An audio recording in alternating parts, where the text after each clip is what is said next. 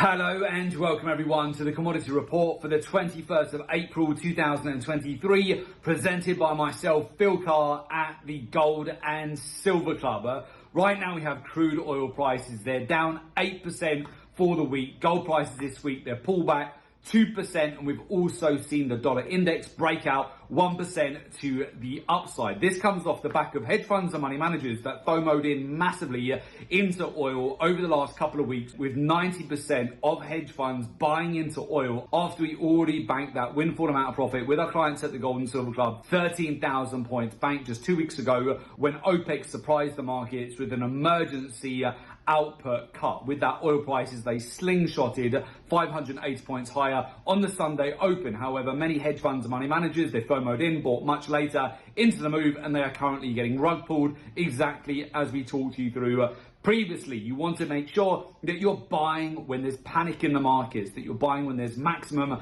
amounts of fear, as long as you are lining that up with the cycles in the market, data, statistics, market intelligence. This is all going to help you massively to get an edge. So then let's move it over to gold.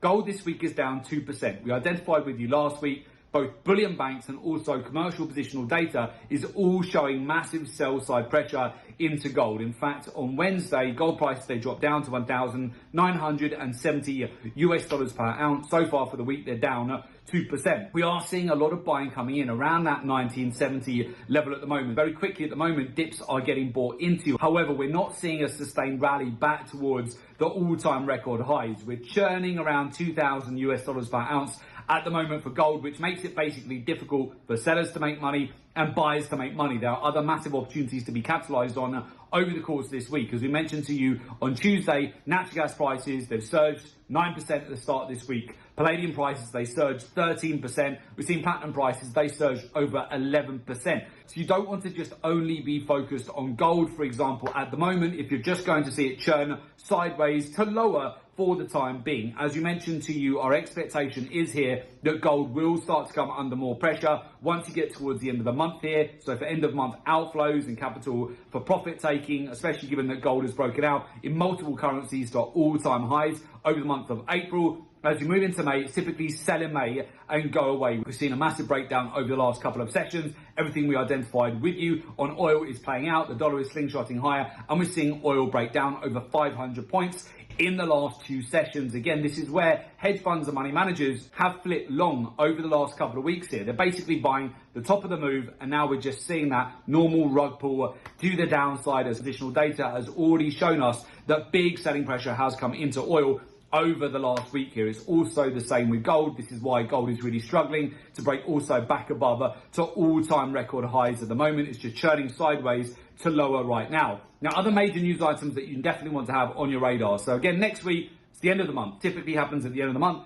End of month profit taking. So any markets that have had big moves to the upside over the month of April, typically you're going to see more profit taking and squaring of portfolios right at the end of the month. As you go into the following week, we've then got back-to-back news-driven events. You've got the FOMC statement, you've got China on their public holidays, you've got the Bank of England and the European Central Bank, and then we're also moving into the King's coronation, where there's going to be another public holiday specifically for the UK, but that can also affect commodities massively. So this is going to provide, yet again, further catalyst for commodities to capitalize on the current macro-driven opportunities that we're seeing day to day and week to week at the moment. So if you have been following our reports, you know that we have been predicting for a pullback here on both oil and also gold, and for the dollar to slingshot higher. All of that has played out perfectly. So with that, if you would like to learn the professional research-driven approach to the market, where you will be utilizing data, statistics, market intelligence, you'll be learning and understanding the daily, weekly, quarterly, monthly cycle for each commodity. Further compound that with the capital flows in the market, the intermarket correlations, the ratios. Alongside that, learning and understanding the macros, the fundamentals, the narratives in the market that can all impact commodities, alongside the major news events that will be catalysts for those larger moves on commodities, and then finally align that with the positional data in the markets. You want to know, of course, what the bullion banks are doing, what the commercials are doing, the producers in the market, alongside how the hedge funds and money managers are positioned in the market too. This is all going to help you massively to get an edge. So with that, if you would like to join our community of successful traders, learn the professional research-driven approach to the market, and join our professional mentorship program, there is an opportunity for you to do so. Just make sure you click the link below today's report in order to make your application to join our professional mentorship program.